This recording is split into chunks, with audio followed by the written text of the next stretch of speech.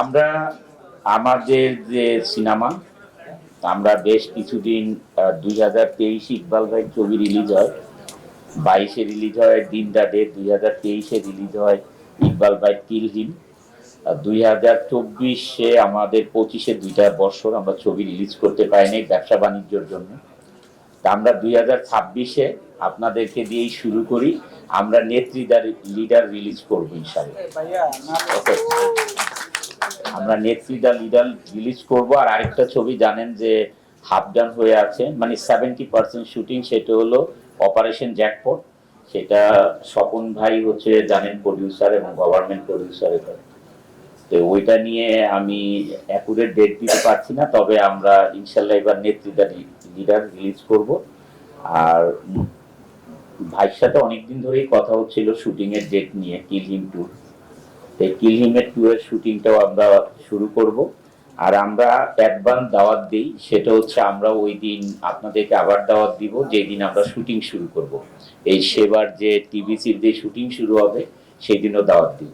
R most welcome to, জানেন, sorry most welcome to না, কিল হিম। কিল হিম যখন প্রথম এফডিসি তে আমার মনে হয় এত বড় প্রোগ্রাম করে, একদম স্টিল স্ট্রাকচার সেট করে বিশাল আয়োজন করে কিল হিমের মানে ওপেনিং হয়, মহরত হয়। ওই মহরতে জানেন যে আমরা একটা ছোট্ট মানে টিজারও আমরা প্রচার করি।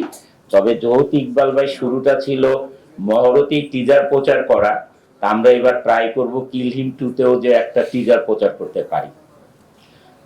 ইকবাল ভাই আগেই বলে রাখলাম, সুন্দরভাবে একটা টিজার আমরা দিয়ে তারপরে আবার মহরত করব। এখন আমরা সেবাতে আসি। সেবা, আমি জানেন যে আমি যে কোনো কাজ করার আগে আমি একটু যাচাই বাছাই করে নিই, এটা হচ্ছে আমার ক্যারেক্টার। তা আমি যখন আমার কাছে সেবার প্রস্তাবটা আসলো তখন আমি আগে সেবা সম্বন্ধে জেনেছি, যে আমরা যে একটা প্রোডাক্টের সাথে জড়িত হব, আমরা যে একটা কোম্পানির সাথে জড়িত হব, সেটা অ্যাজ এ কমার্শিয়াল আমরা যে রেমুনেশন নিব, বাট এটা ইম্পর্টেন্ট হচ্ছে এই কোম্পানিটা মার্কেটে তাদের সুনাম আছে কিনা।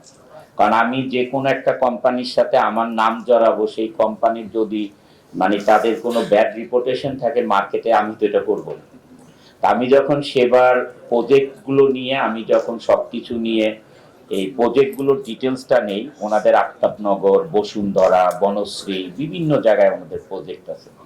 তো সব প্রজেক্টে তো যাওয়া সম্ভব হয়নি আমার দ্বারা, তবে আমি প্রজেক্টের যখন ডিটেলসটা নিছি তখন আমি আমার অফিসের অ্যাডমিনকে আমি এটার সাথে আবার অ্যাড করেছি যে এই প্রজেক্টগুলো তারা কি সুন্দরভাবে হ্যান্ড ওভার করেছেন কিনা। যদি তাদের যদি একটা প্রজেক্ট হাতে নিয়ে যদি সুন্দরভাবে হ্যান্ড ওভার করে, যদি তাদের মার্কেটে সুনাম থাকে, তাহলে আমি এটার সাথে আসি। আর যদি দেখি মার্কেটে যদি সুনাম না থাকে, তাহলে আমি এটাতে কাজ করব না।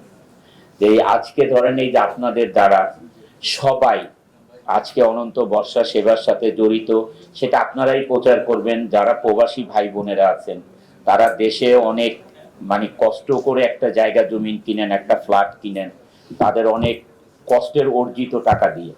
যদি কোনো কোম্পানি আমাদের প্রমোশনের দ্বারা তারা যদি ক্ষতিগ্রস্ত হয়, সেটার জন্য মানে আমরা তো দায়ী থাকবো, আল্লাহর কাছেও দায়ী থাকবো। এই কারণে আমি এটার খোঁজ খবর নিয়েছি।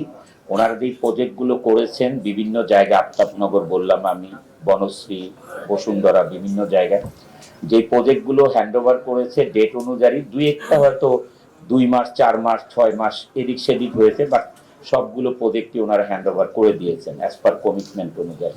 তারপরে আমি খোঁজখবর নেওয়ার বেশ 2 সপ্তাহ পরে আমি তখন ওনাদের সাথে বলেছি যে ঠিক আছে, আমরা তাহলে নেক্সট মিটিং করতে পারি, আমি এটাতে কাজ করতে পারবো। এই হচ্ছে আমার ক্যারেক্টার। আপনারা সবাই জানেন যে আমি একজন বিজনেসম্যানও, এই জন্য আমি কোনো কিছু করার আগে খোঁজখবর নিয়ে করি। আপনাদের দ্বারা আজকে সারা দেশে প্রচার হবে যে অনন্ত বর্ষা সেবার সাথে, সেবার যে প্রজেক্ট আছে এটার সাথে মানে আমরা ফ্যামিলি হিসাবে কাজ করছি এবং আমরা এটা প্রচারণা করছি। প্রবাসী যারা ভাই বোনেরা আছেন, যারা বিদেশে থাকেন, যারা একটা অ্যাপার্টমেন্ট কিনেন, এই সেবা থেকে আমি যা খবর নিয়েছি, যা কম মানে আমি খবর মুখে মুখে না, আমি লোক পাঠিয়েছি, মানে আমার অফিসের লোক দিয়ে খবর নিয়েছি, যেটা আমি প্রমাণ পেয়েছি আপনারা কাজ করতে পারেন। সেবার সাথে আপনারা এই অ্যাপার্টমেন্ট বা যে কোনো প্রজেক্টে কিনলে আমার মনে হয় না কোনো সমস্যা হবে, কারণ আমি এটা দেখেছি। Thank you so much. এটা হচ্ছে আমি আমার ধারণাটা আগে বলে নিলাম আপনাদের মাধ্যমে সবার কাছে বলার জন্য। আর সেকেন্ডলি এখন যে প্রজেক্টটা হচ্ছে সেটা রূপনগরে, মিরপুর একটা বিশাল একটা জোন মিরপুর। তা আমি যেটা সেবার মাধ্যমে বলতে চাই, যেহেতু প্রজেক্টটা শুরু করছেন, সেখানে ফুড কোর্ট থাকছে, জিম থাকছে, মানে স্পোর্টস থাকছে। আসলে রূপনগর এত বড় একটা এলাকা এবং মিরপুর এত বড়, সেখানে সনি সিনেমা হলে জানেন স্টার সিনেপ্লেক্স হচ্ছে অলরেডি স্টার সিনেপ্লেক্স অনেক সুন্দরভাবে 3টা স্ক্রিন করেছেন। তা আপনি মিরপুরের যেহেতু এত বড় জায়গা, আপনারা যদি ওইখানে যদি একটা হয়তো স্টার সিনেপ্লেক্সের সাথেও যোগাযোগ করেন, তারাও হয়তো আপনাদের ওইখানে ফ্লোর আগে থেকে আপনাদের সাথে কথা বলে ফ্লোর নিয়ে নিবে। অথবা যদি আপনারাও যদি অলরেডি করেছেন, ওকে, ভেরি গুড। কারণ এটা আমরা তো মিডিয়ার মানুষ, আমাদের এটা দরকার। তো অলরেডি স্টার সিনেপ্লেক্সের সাথে আপনারা যোগাযোগ করেছেন, ভেরি গুড। কারণ এখনই যদি একটা ওইখানে একটা সুন্দর সিনেপ্লেক্স হয়ে যায়, কারণ শপিং সেন্টারে তারা আলাদা আবার সিনেপ্লেক্স করার জন্য জায়গাও লাগবে না, কিছুই না, টপ ফ্লোরে করে ফেলবে। তো এটা যদি করেন তাহলে আমাদের জন্য উপকার হয়, যেহেতু আমরা এই লাইনে কাজ করি। আপনাদের প্রচারণার জন্য আমাদের জন্য আরো বেশি মানে কাজে লাগবে আমাদেরকে, আপনাদের আর আপনাদেরকেও কাজে লাগবে ইনশাল্লাহ।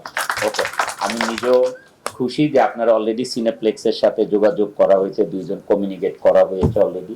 তা আমরা আশা করতে পারি যে ওইখানে 2-3টা স্ক্রিন আমরা পেতে পারি ইনশাল্লাহ।